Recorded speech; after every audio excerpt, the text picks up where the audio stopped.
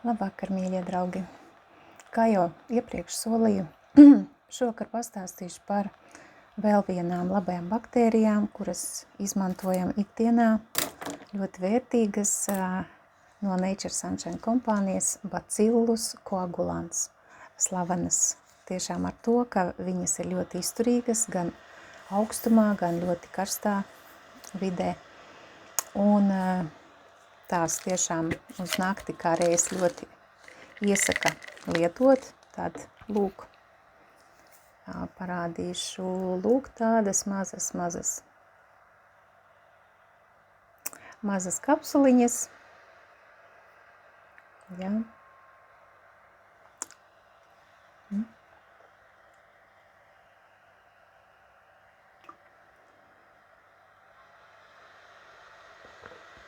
Tā es vienkārši uz nakti, tas jau būs, es beigšu sarunu šo, un tad drīz došos pie miera. Un tāpēc uz nakti vislabāk iedarbojas šīs baktērijas, jebkuras labās baktērijas kopā ar šķiedrvielām. Man te ir šāds kokteilītis, tur ir povergrīns, nedaudz olbaltumvielas, tāds viegls. Tas ļoti labi palīdz sarnu trakta darbībai. Jo pa nakti, kamēr mēs guļam, sarnu traktā viss darbojās, notiek, atjaunojās, tur visi procesi notiek.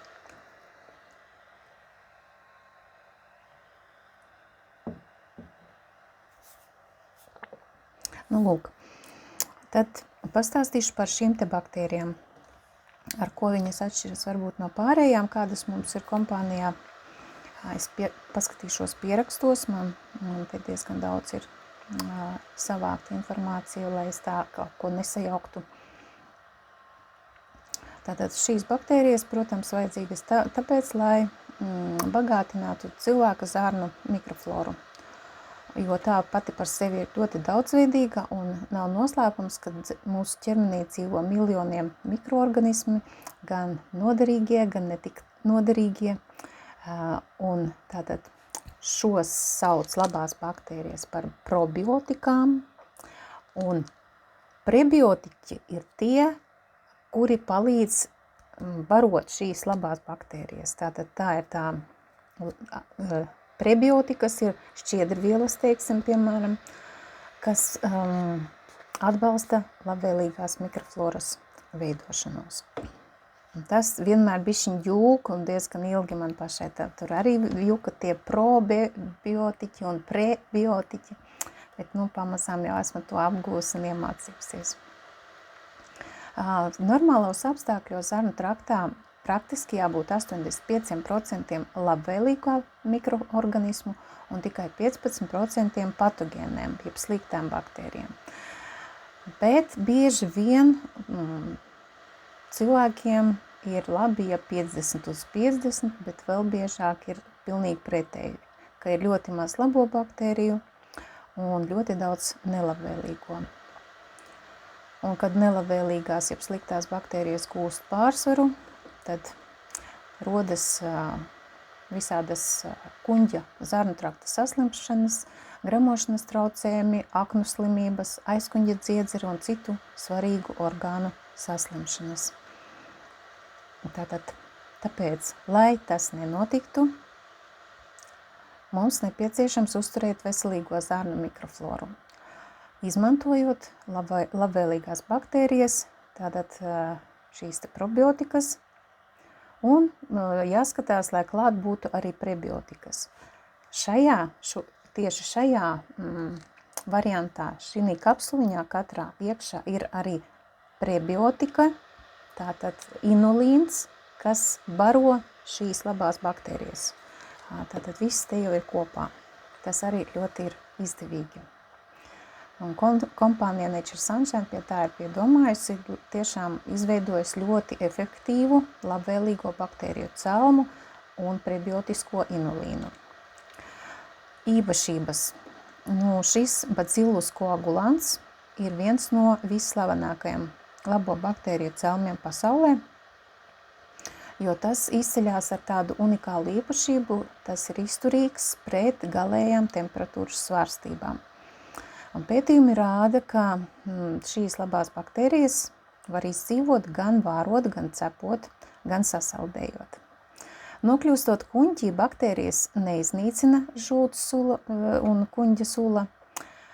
Tās ir izturīgas arī pret antibiotikām, tāpēc īpaši iesaka tās lietot tād, kad tiek lietotas antibiotikas vienlaicīgi, burtiski vienlaicīgi. Lūk, tātad Bacillus coagulans ir atsevišķa baktēriju nūjiņu suga, kuru bieži vien sajauc ar lactobacillus.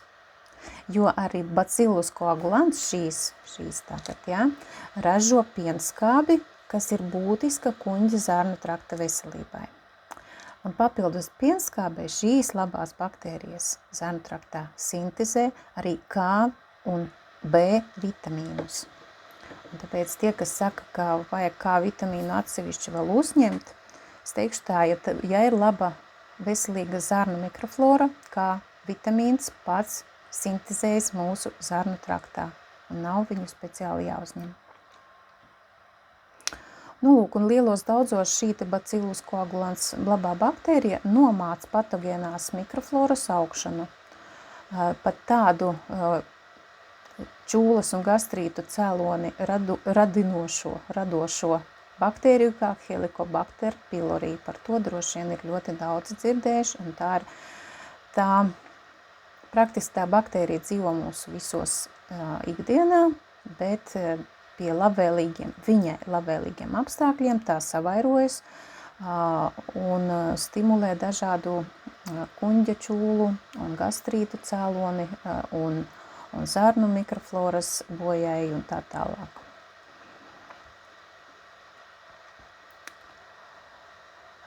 Tātad, tā kā es teicu, ļoti labi šajās baktērijās ir tas, ka vienā kapsliņā klāt ir arī tas inulīns, kurš nokļūstot kuņģī, kuņģa sula viņu nesagramo. Un viņš tiek absorbēts tieši kuņģa zarnu traktā. Un fermentācijas laikā šo te inulīnu sadala un tā kā apēd bifidobaktērijas. Tāpēc tas ir vajadzīgs.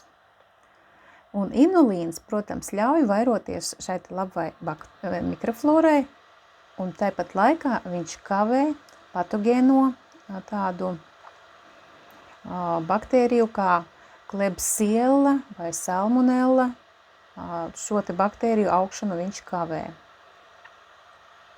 Pie tam inulīna paliekas, kas pāri paliek, tad, kad tās labās baktērijas ir pādušas, tad inulīns vēl netiek viss izmantots, un tas, kas pāri paliek, viņam ir tāda lieliska īpašība, ka viņš savāc toksīnus, dažādas atkritumvielas, holesterīnu slikto un dabiskā ceļā izvada ārā. Tāpēc arī ļoti labi šīs baktērijas, redziet, viņas daudz ko dara. Reizē sakārto zarnu mikrofloru un vēl palīdz izvadīt sliktās atliekvielas.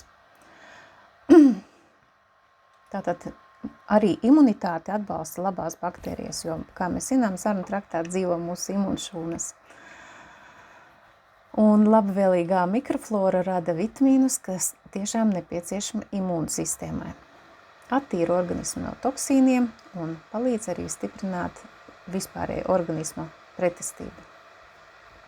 Tātad šeit ir 90 kapsulas, un tā buņģiņa paredzēta 1 mēneša lietošanai. Tātad lieto pa vienai kapsliņai 3 reizes dienā ēšanas laikā, vai uzdzerot ūdeni, vai arī apēdot tieši ar ēdienu kopā. Ja? Un ārkārtas uzņemšana, tātad vēl vairāk var šos kapsuliņas lietot, tad, ja ir jālieto antibiotikas, ja? Tad var vairāk lietot. Kādos gadījumos īpaši iesaka lietot šīs labās baktērijas? Pie gremošanas traucējumiem, kas saistīti ar mikrofloras traucējumiem, pie kuņģa zarnu trakta infekcijām, pie antibiotiku lietošanas, lai normalizētu mikrofloru, pie samazinātas, pazeminātas imunitātes, ieskaitot saaugstēšanās un dažādas SARS sezonas.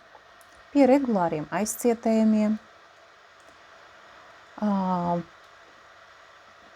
Kā detoksikācijas palīgu diētas un uztura sistēmās, pie dažādu sārņu uzkrāšanās, lai vieglāk izvadītu, pie augstā cukura un holesterīna līmeņa, pie kairināto zarnu sindroma, pie dažādiem izsitumiem uz ādas. Lūk. Kādas varētu būt kontraindikācijas? Tas varētu būt vienkārši, vienmēr nevar izslēgt, ka 100% visiem cilvēkiem viņa var terēt. Kādam var būt tomēr individuāla nepanesamība pret sastāvdaļām, jā? Un tad ieteicams noņemt šo te piedevu, jā? Konsultēties ar ārstu, speciālistu, un tik tiešām, ja to atklāja, ka tieši šīs baktērijas izraisa nepanesamību, tad viņas nav jālieto. Lūk. Ko es vēl gribētu ieteikt, ka pērciet labās baktērijas tiešām certificētos veikalos. Uzglabāt šīs var uzglabāt no plus 25 līdz minus 30 un vairāk, ja tikai nav mitrums. Nav vēlams, lai šīm baktērijām saules stari iekļūtu buņģiņā. Tas nav vēlams. Un ļoti iesaku šīs baktērijas ņemt visur ceļā, lidojot, braucot, kaut kur ceļojot, kad citas baktērijas ir jāuzglabā leduskapī, šīm nav vajadzīgs uzglabāšana leduskapī, tāpēc viņas ļoti ērti paņemt līdzi ceļojumos.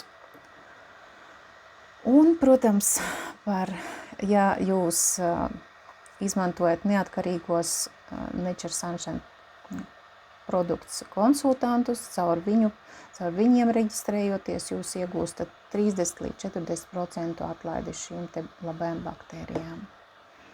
To varat jautāt arī man, kā iegādāties. Un vēlreiz gribu atgādināt, ka uzturu bagātinātāji nav zāles, un šo te piedevu lietošana pēc konsultēšanās tiek saskaņota ar speciālistu, jūsu speciālistu. Tā kā, lai visiem laba imunitāte, laba veselība un paldies par uzmanību.